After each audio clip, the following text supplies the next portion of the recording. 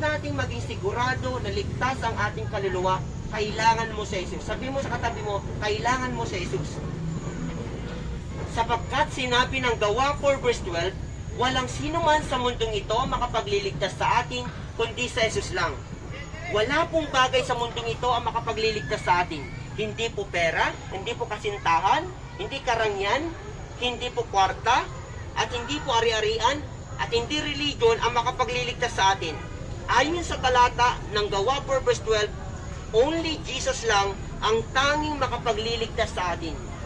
Ang kaligtasan, ito po ay biyaya ng Diyos para magkaroon po tayo ng buhay na walang hanggan sa pamamagitan ng pananampalataya natin kay Jesucristo na sinasabi po ng Efeso 2 verse 8.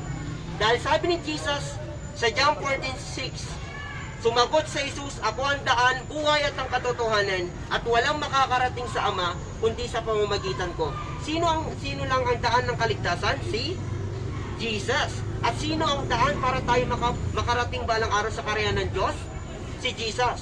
Kung si Jesus ang tagapagligtas, ano ang dapat nating gawin? Talikuran ng kasalanan at sumunod at sumampalataya kay Jesucristo. Sabi ng Acts 16:31, sumampalataya ka sa Panginoong Hesus at maliligtas ka. Sabi din po ng Acts chapter 2 verse 38, mangagsisi kayo at mangagbautismo sa pangalan ni Hesus at matatanggap ninyo ang kapatawaran at matatanggap ninyo ang regalo ng Diyos, walang iba, ang banal na Espiritu. Kailangan na natin ito ng panahon na tayo magsisi, talikuran ng kasalanan. Pangalawa, sumunod at sumampalataya kay Jesucristo. Tanging si Jesus lang ang makapagliligtas sa atin. Habang hindi pa ulang lahat, ipasa Diyos na po natin, ipagkatiwala natin ang ating kaluluwa, ang ating buhay kay Jesus.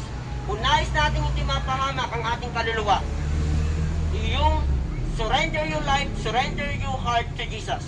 Forsake all your sin and follow the Lord Jesus Christ.